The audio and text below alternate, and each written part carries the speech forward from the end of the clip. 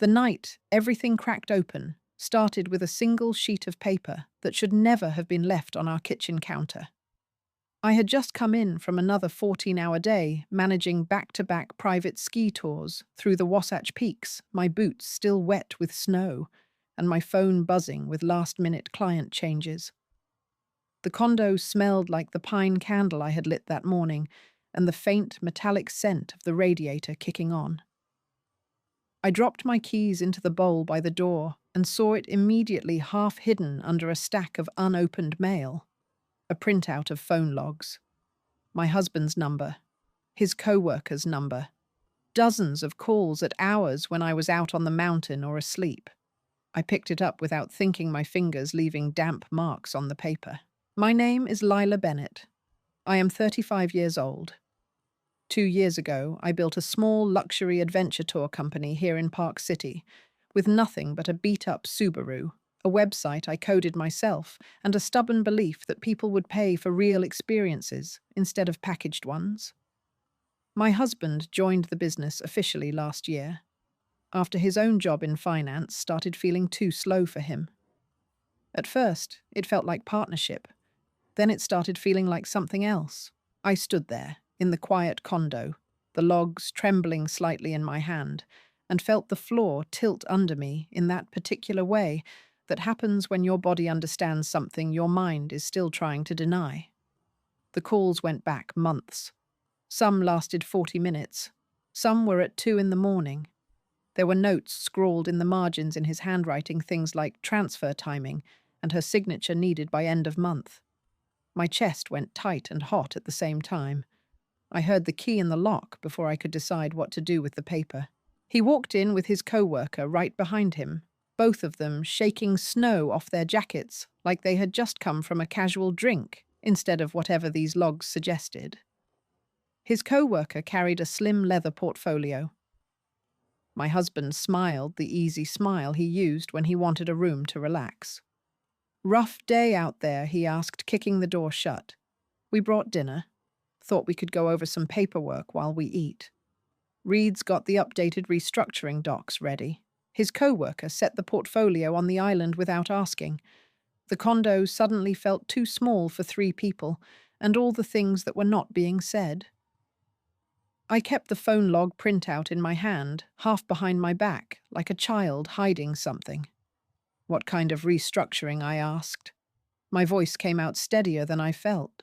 My husband shrugged out of his coat and hung it on the hook by the door, the same hook where my orange touring jacket still dripped melted snow onto the mat. "Nothing drastic.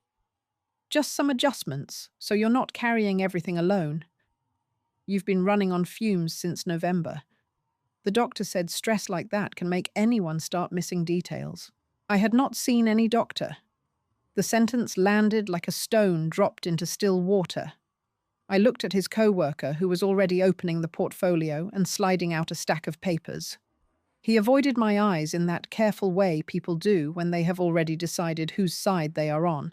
"These just formalize a temporary transfer of operational control," his coworker said, tapping the top page with one finger. "It lets him make day-to-day decisions while you focus on recovery.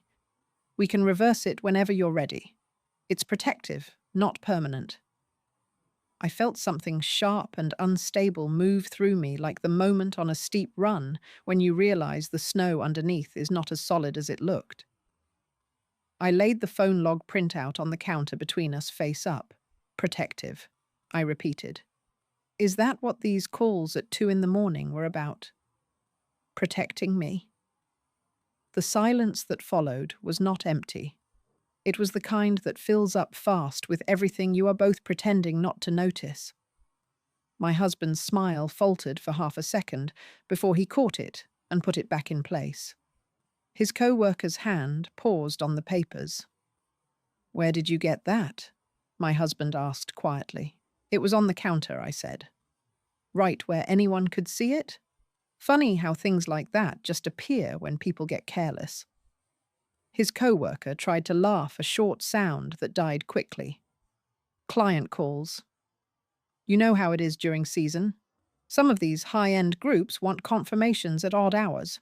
I picked up the top sheet from the portfolio without asking. It was a business power of attorney form with my name already typed in and a signature line waiting. The date at the top was 3 weeks away. They had printed it in advance. They had planned the conversation, the meal, the casual tone. They had practiced how to make it sound like care instead of control. My hands started to shake in that small, uncontrollable way that happens when your nervous system decides it has had enough. I set the paper down harder than I meant to. The edge caught the edge of the phone log and sent both sliding toward the sink. "I'm not signing anything tonight," I said. "Or tomorrow. Or next week. Not until I understand why my husband and the man he works with have been having secret strategy sessions about my company, while I'm the one actually running the tours." The words came out louder than I intended. The condo's high ceilings made them echo back at me. My husband's face changed. The practiced calm cracked, and something harder moved underneath. "You're being paranoid again," he said. "This is exactly why we need to do this. You're seeing threats where there aren't any. Reed's just trying to help us both." His coworker stayed quiet, but I saw the way his shoulders squared, like he was ready to step in if the conversation went the wrong direction. I thought about all the times I had introduced him to clients as part of our team.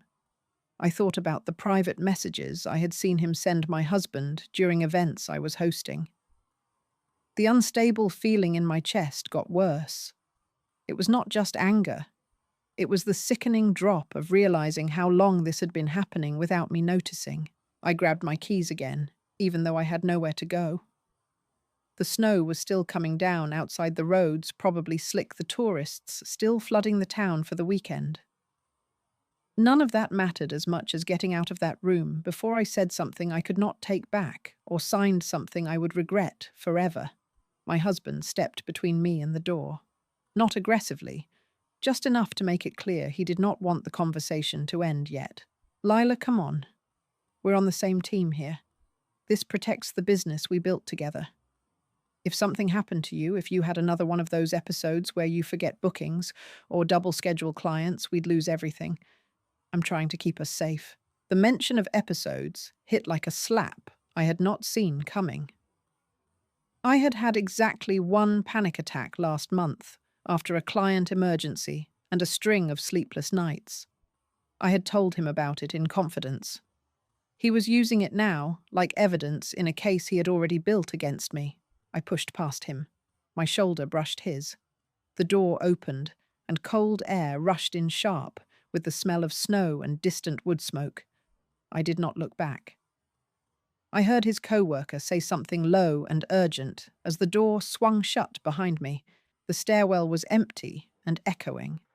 My boots made too much noise on the metal steps. Halfway down, I stopped and leaned against the wall, breathing hard.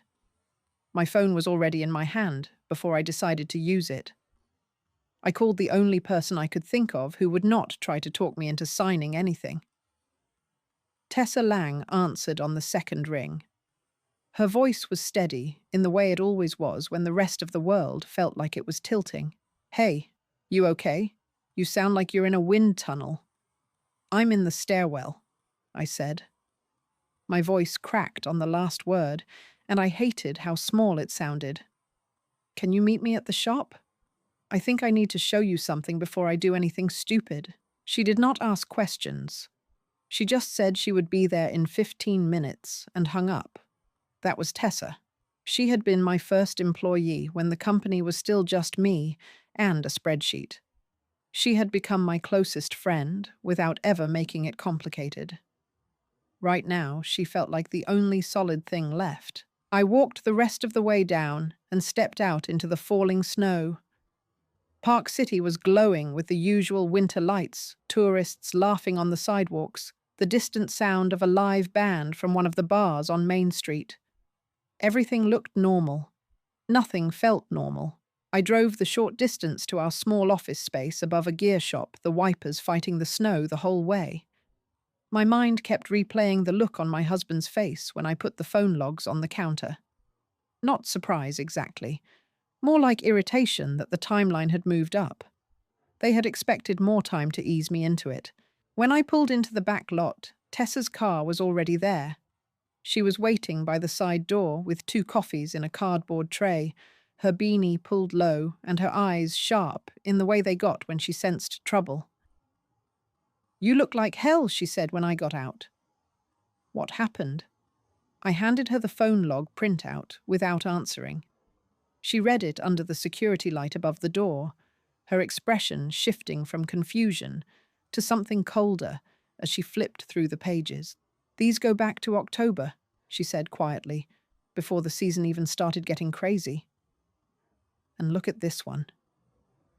She pointed to a call lasting almost an hour at 1:17 a.m. On a night I remembered being out late, closing a group dinner. They weren't talking about client logistics at that hour. We went upstairs. The office was dark, except for the glow from the streetlights outside. I turned on the desk lamp, and we spread the papers out. Tessa pulled up the business banking app on her phone while I watched. She had full access, because we had always run the company as partners in practice, even if the legal papers still listed me as sole owner. The transfers started small at first. A few thousand here and there labelled as consulting fees to an account I did not recognize. Then larger amounts marked as equipment upgrades that never showed up in our inventory. The most recent one was from 2 days ago, just under the amount that would trigger an automatic flag. Tessa sat back in the chair and let out a long breath. "This isn't just sloppy bookkeeping," she said. "This is deliberate, and his co-worker's name is on half these authorizations as secondary approver. They've been moving money into something they didn't want you to see." I felt the chaotic part of me rise up again, the part that wanted to drive back to the condo and demand answers right now, to scream, to throw every folder they had brought into the snow. The other part, the one that had built this company from nothing, stayed very still and started making a list. I needed to know how deep it went. I needed to know if any of the clients or vendors had noticed. I needed to know what my husband thought he was going to do once he had my signature on those papers. Tessa's phone lit up with a text. She glanced at it, and her mouth tightened. "Brooke just messaged me," she said. Brooke was my husband's sister. She had been helping with marketing part-time since the fall. "She wants to know if everything's okay at the condo. She said your husband called her sounding concerned about you." The unstable feeling twisted tighter. Even his sister was being pulled in, or maybe she already knew more than she was saying. I did not have time to figure out which. I opened the bottom drawer of my desk and pulled out the folder I kept for emergencies. Inside was the original incorporation paperwork, the insurance policies, and a single sealed envelope I had never opened. It had arrived 6 months earlier from an old family contact I barely remembered, with a note that said only, "For when you need leverage." I had tucked it away because I did not want to believe I would ever need leverage against the man I married. Tonight, the envelope felt heavier than it should have. Tessa watched me hold it. "You going to open that?" she asked. "Not yet," I said. "But I think we're getting close." Outside, the snow kept falling, softening the edges of everything. Inside the small office above the gear shop, the papers on the desk told a story that was getting harder to ignore. My husband and his co-worker had been building something in the dark while I was out on the mountain trying to keep our clients happy. They had expected me to sign without looking too closely. They had not expected me to find the phone logs. They had not expected me to call Tessa. And they definitely had not expected the quiet, dangerous thought that was forming in the back of my mind. Whatever they were planning, I was not going to let them finish it on their terms. I looked at Tessa across the desk. She met my eyes without flinching. "What do you want to do?" she asked. I did not have a clean answer yet. The only thing I knew for certain was that I could not go back to the condo tonight and pretend everything was still the same. The version of my life I had been living had already started to come apart in my hands. "I need to see the rest of the transfers," I said. "All of them. And I need to know exactly what that account is they've been feeding."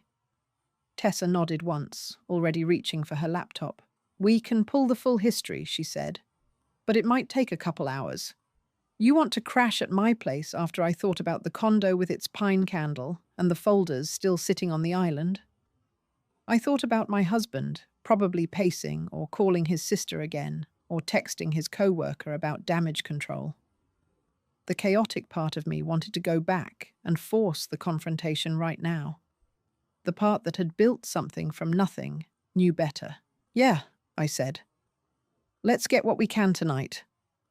Then I need to figure out who else might be willing to talk once they realize what's actually happening. Tessa started typing. The snow outside kept falling. Somewhere in the middle of all that quiet motion, I felt the first small, sharp edge of clarity cut through the panic. They had expected me to fold. They were about to find out I would not. The snow kept falling outside the office window while Tessa pulled up the full transaction history on her laptop. The screen cast a cold blue glow across both our faces as line after line of transfers scrolled past. Most were small at first, a few $1,000s at a time, labeled as routine expenses. Then they grew. $40,000 moved in one chunk last month under the heading vendor deposit. Another $35,000 2 weeks later, marked as equipment lease. None of those vendors existed in our actual books. Tessa cross-checked every name against our approved list and found nothing. I paced the narrow space between the desks, my boots leaving wet tracks on the old wood floor. 1 minute, I wanted to drive straight back to the condo and demand every password and every explanation. The next minute, a cold wave of doubt rolled through me, and I wondered if I was the one creating problems where none existed. My hands would not stay still. They kept reaching for my phone and then pulling back before I could type anything I would regret. Tessa did not rush me. She kept working, highlighting rows and making quiet notes on a pad beside her. Every so often she would read something aloud in that steady voice of hers, the one that had talked nervous clients off ledges during whiteout conditions. There's a recurring authorization to an account ending in 4728, she said. It's not one of ours. And look at the approval chain. Your husband's name and his co-worker's name keep showing up together on the same transactions. No one else. I stopped pacing long enough to lean over her shoulder. The account name was listed as a holding company I had never heard of. The transfers had started small and careful, then grown bolder as the season got busier, and I spent more time on the mountain and less time staring at bank statements. They had counted on me being too tired to notice. My phone buzzed on the desk. A text from my husband lit up the screen. We should talk. Reed is still here. The documents can wait until you're ready, but we need to clear the air tonight. I stared at the message until the words blurred. He had not asked where I was. He had not asked if I was safe driving in the snow. He had simply assumed I would come back when he decided the conversation should continue. The chaotic feeling in my chest twisted harder. Part of me wanted to answer and scream every accusation I had been holding in. Another part wanted to turn the phone off and disappear into the storm until I could think straight again. Tessa glanced at the screen without commenting. She had seen enough of these patterns in other people's relationships to know when someone was being managed rather than loved. You don't have to answer right now, she said. We can keep pulling records. The more we have before anyone knows we're looking, the better. I nodded, but my mind kept jumping. What if the transfers were already too far along to reverse? What if clients started hearing rumors that the company was unstable because my husband had been whispering to the wrong people? What if I was about to lose everything I had spent years building, not in one dramatic fight, but through 100 quiet signatures I had been too exhausted to question? We worked in silence for another hour. The snow outside thickened until the streetlights below looked like they were underwater. Tessa found the statements for the holding account. They were not in our shared business folder. She had to request them through a backdoor report the bank only released to authorized users. When they loaded, the balance sat at just over $120,000.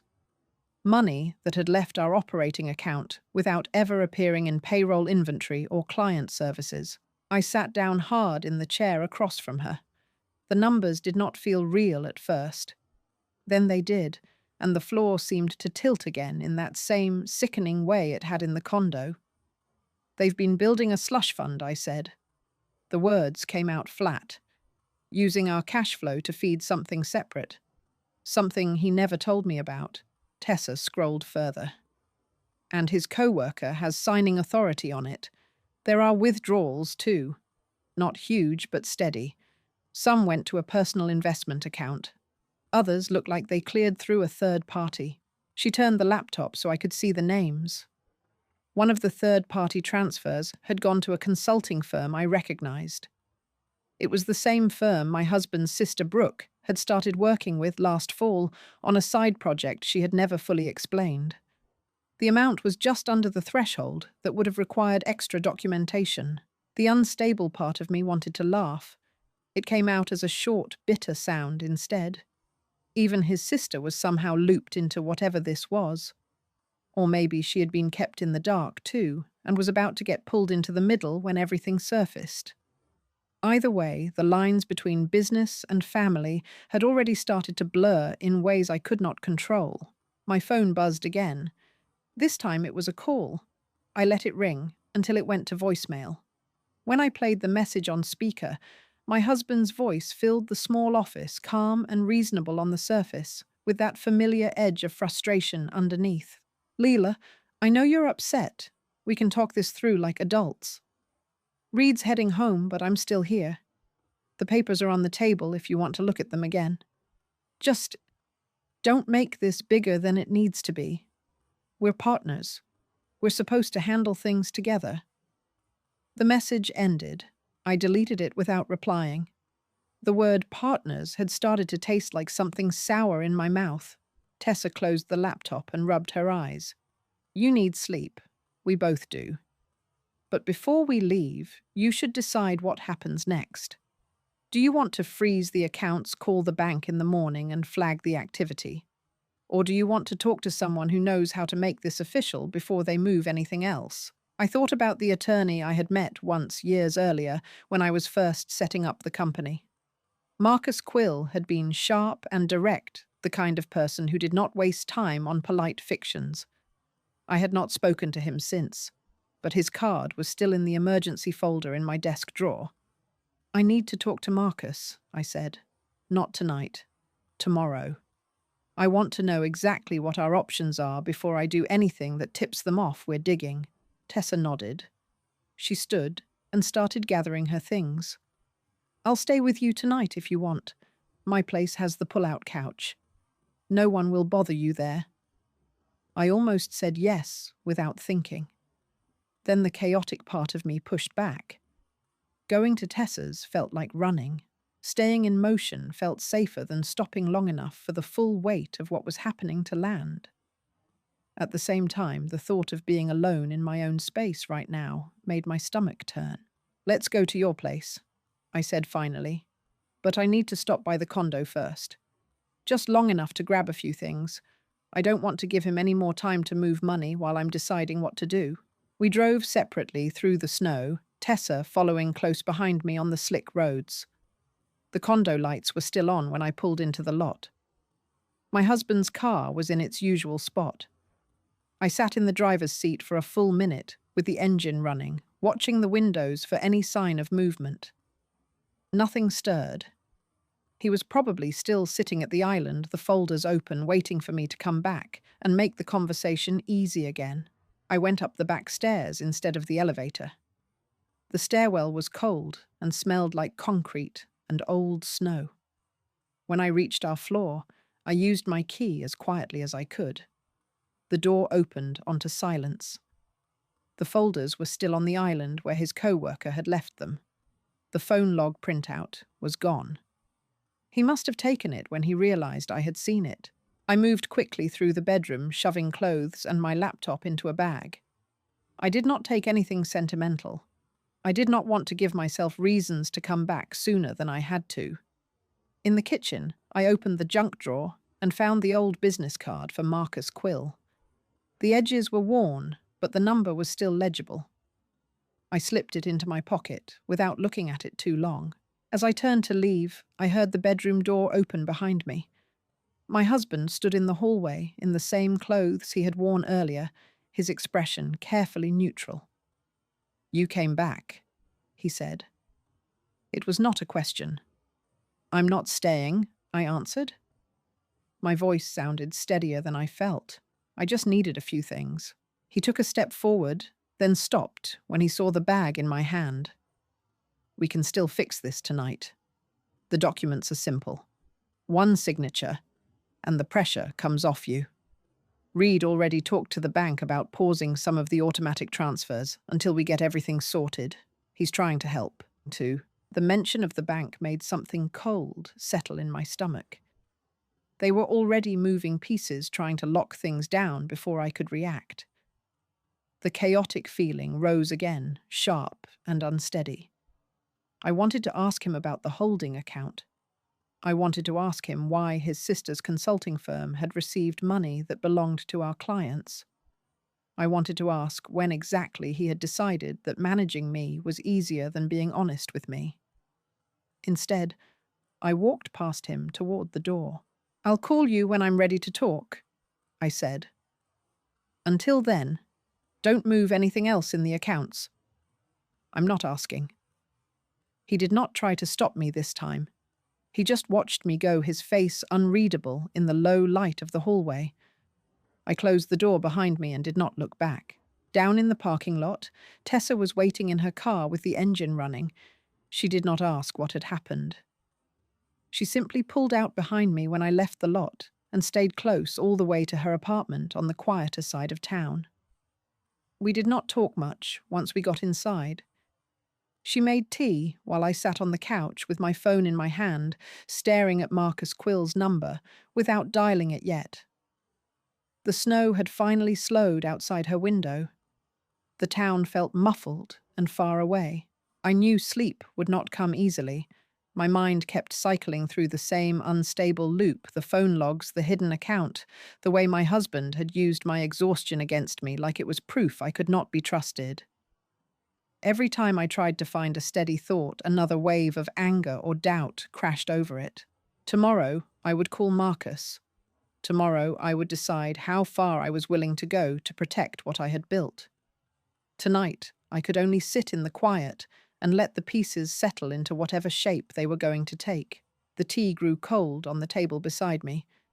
Tessa eventually went to her room, leaving the pull-out couch made up and a spare blanket folded at the end. I lay down without undressing, still wearing the same clothes I had worn on the mountain that morning. The ceiling above me was unfamiliar. The sounds of the building settling were not the ones I knew. Somewhere in the middle of that long, restless night, I stopped trying to make sense of it all and simply let the anger stay. It was the only thing that felt solid enough to hold on to until morning. The next morning at Tessa's apartment, grey winter light filtered through the blinds and landed on the stack of papers we had left on the coffee table.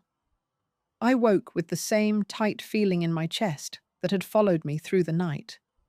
My phone showed 3 missed calls from my husband and one text that simply read, "We need to fix this before it gets worse." I deleted the message without answering and made coffee with shaking hands while Tessa moved quietly around the kitchen. By 9, I had Marcus Quill on the phone.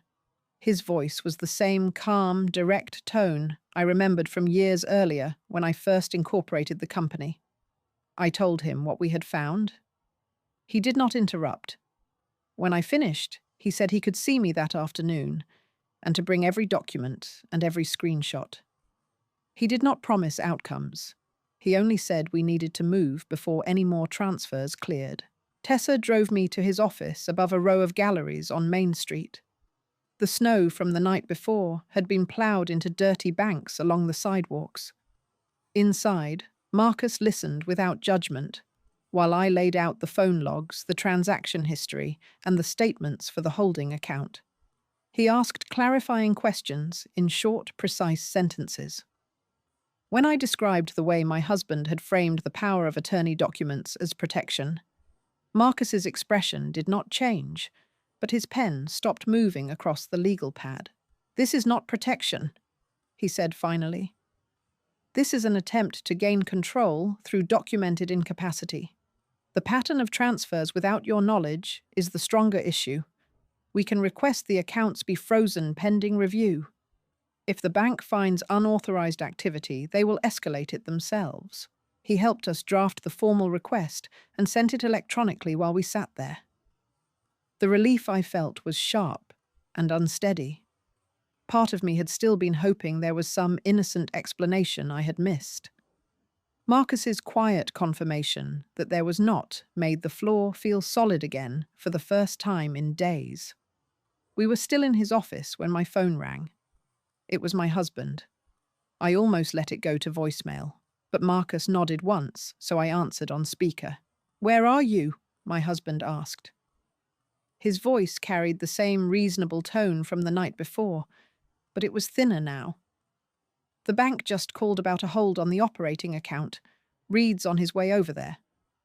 "Whatever you're doing, stop. We can work this out between us?" I looked at Marcus. He gestured for me to keep going.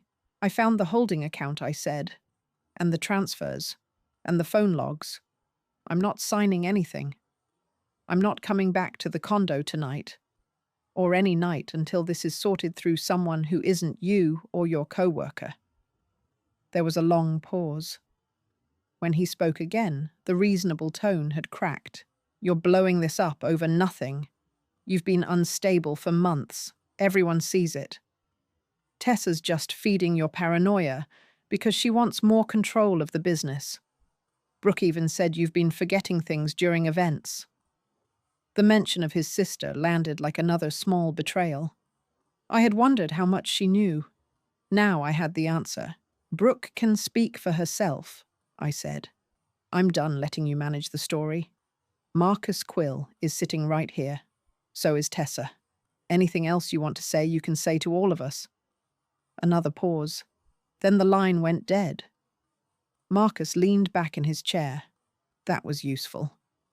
It shows intent to pressure you after you discovered the activity. We'll add it to the file. Tessa reached over and squeezed my hand once. The gesture was small and steady. In that moment, I understood that chosen family did not always arrive with fanfare. Sometimes it simply stayed in the room when everyone else left. We spent the rest of the afternoon at Marcus's office filling out paperwork and requesting records. By late afternoon, the bank had confirmed the hold and flagged the pattern of transfers for internal review. Marcus said it could take days or weeks for a full investigation, but the immediate bleeding had stopped.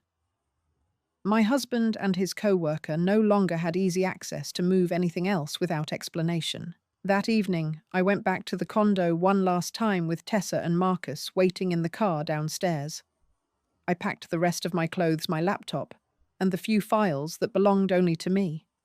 My husband was not there. A note sat on the island in his handwriting. "We can still fix this if you stop listening to outsiders. Call me when you're ready to be reasonable." I left the note where it was and locked the door behind me. The key felt heavier than it should have when I dropped it into the mailbox for the building manager on my way out. Over the next weeks, the pieces moved faster than I expected and slower than I wanted. The bank's review confirmed unauthorized activity on the holding account. Marcus helped file the necessary reports. My husband's co-worker, Reed, stopped answering calls from our vendors. Brooke sent one short text saying she had not known the full extent and asking if we could talk. I did not answer. Some ties were too tangled to keep. The business survived, though it shrank. Several high-end clients paused their bookings once rumors of internal trouble reached them. Tessa and I rebuilt the schedule with smaller groups and more transparent accounting. The company was no longer the same size, but it was ours again in every way that mattered. Marcus helped restructure the ownership so that Tessa held a formal stake. The protection I had refused to sign for myself, I willingly gave to the person who had stayed when everything else shifted. My husband and I met once more in Marcus's office with both attorneys present. He looked smaller than I remembered, the practiced calm replaced by something more brittle. He still tried to frame everything as a misunderstanding born of my stress. When Marcus laid out the documented transfers and the timeline of calls, my husband stopped arguing. He agreed to a separation agreement that gave me full operational control of the business and divided the remaining joint assets without further fight. The marriage itself ended quietly in paperwork 2 months later. The ironic part arrived in the final weeks of the bank review. The holding account my husband and his coworker had built turned out to contain not just diverted operating funds, but also personal loans they had taken against it for investments that had already started to fail. The very structure they had used to siphon money quietly became the thing that exposed them when the bank demanded repayment explanations. Reed lost his job at the firm where they both worked. My husband's professional reputation in town took a hit that would take years to repair if it ever did. The slush fund they had hidden to protect their future had instead become the clearest evidence against them. I moved into a smaller place on the edge of town, a one-bedroom with a view of the mountains instead of the ski runs. The first weeks felt hollow in a way that was hard to name. I had won back control of the work I loved, yet I had lost the person I had once trusted to share it with. Some mornings I woke expecting to hear his voice in the next room. Other mornings I woke grateful for the silence. Tessa came over most weekends with coffee and spreadsheets. We rebuilt client trust one honest conversation at a time. Marcus checked in every few weeks with updates on the ongoing review. Brooke eventually reached out again this time with a short apology and an offer to help with marketing if I ever wanted it. I thanked her and declined. The boundary felt necessary even when it left an empty space where family used to be. One clear morning in early spring, I stood on the small balcony of the new place with a mug of coffee and watched the last patches of snow melt on the lower slopes. The company was smaller. My personal life was quieter. The marriage was gone. Yet the panic that had lived in my chest for months had finally loosened its grip. I could make decisions without second-guessing whether someone else would rewrite them later. I could trust the people who had stayed without wondering what they were hiding. The lesson arrived slowly the way real ones do. Releasing toxic ties does not always feel like victory in the moment. Sometimes it feels like standing in an empty room after the furniture has been carried out. But the empty room is also the one where you finally get to decide what to bring back in. I had chosen the work I built with my own hands. I had chosen the friend who showed up when the papers hit the counter. I had chosen the boundary that cost me a marriage, but gave me back the ability to sleep without wondering what was being signed in my name. Some days, I still miss the version of my life where I did not have to choose. Most days, I am grateful I learned how. Thank you for listening to my story. If you have ever watched someone you trusted try to rewrite your reality while calling it care, what would you have done when the phone logs appeared? Let me know in the comments.